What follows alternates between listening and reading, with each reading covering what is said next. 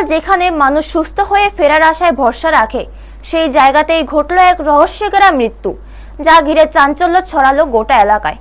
উত্তর ত্রিপুরার ধর্মনগর জেলা হাসপাতালে এক জনজাতি মহিলার অস্বাভাবিক মৃত্যুর ঘটনায় চাঞ্চল্য তৈরি হয়েছে। মঙ্গলবার সকালে হাসপাতালের একটি শৌচালয় থেকে ওই মহিলার মৃতদেহ উদ্ধার হয়।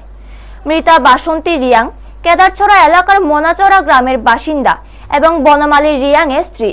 জানা গেছে, স্ত্রীর রোগজনিত সমস্যার কারণে গত 12 এপ্রিল তাকে ধর্মনগর জেলা হাসপাতালে ভর্তি করা হয়। এরপর থেকেই হাসপাতালে তার চিকিৎসা চলছিল। পরিবার সূত্রে জানা যায়, 13 এপ্রিল রাত প্রায় 10টা নাগাদ হঠাৎ ওই হাসপাতালের বেড থেকে নিখোঁজ হয়ে যান বাসন্তী রিয়াং। অনেক খোঁজাখুঁজির পরও তার কোনো হদিশ মিলেনি। এতে পরিবারের সদস্যরা উদ্বেগে পড়ে যান। পরবর্তীতে মঙ্গলবার সকালে হাসপাতালের শৌচালয় থেকে তার মৃতদেহ উদ্ধার হয়। খবর পেয়ে ধর্মনগর মহিলা থানার পুলিশ ঘটনাস্থলে পৌঁছে দেহটি উদ্ধার করে ময়নাতদন্তের জন্য মর্গে পাঠায়।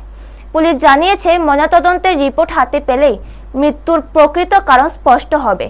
এরপর আইনি প্রক্রিয়া সম্পন্ন করে দেহটি পরিবারের হাতে তুলে দেওয়া হবে এবং এই ঘটনায় হাসপাতালের নিরাপত্তা এবং নজরদারি নিয়ে প্রশ্ন উঠতে শুরু করেছে। কিভাবে একজন ভর্তি রোগী নিখোঁজ হয়ে যায়, পরে শৌচালয় থেকে তার মৃত অবস্থায় পাওয়া যায়, তা নিয়ে তৈরি হয়েছে একাধিক প্রশ্ন। আপাতত গোটা ঘটনায় রহস্যে ঘেরা। তদন্তের পরে সত্য সামনে আসবে বলে মনে করছে পুলিশ। ব্যুরো রিপোর্ট, নিউজ তৎকাল 24। কি হয়েছে? আচ্ছা, কে মারা গেছে? তোমার কে লাগে? কবে পড়তে হচ্ছে হসপিটাল? 22 তারিখ। আচ্ছা, কালকে রাত্রে কোন সময় বাইরে গেছে রুম থেকে? 10টা। এবার কুজাকুজি করছো নেই? এবার কোন সময় ডেড বডি উদ্ধার হয়েছে? সকালে। সকালে। কে দেখছে বডি?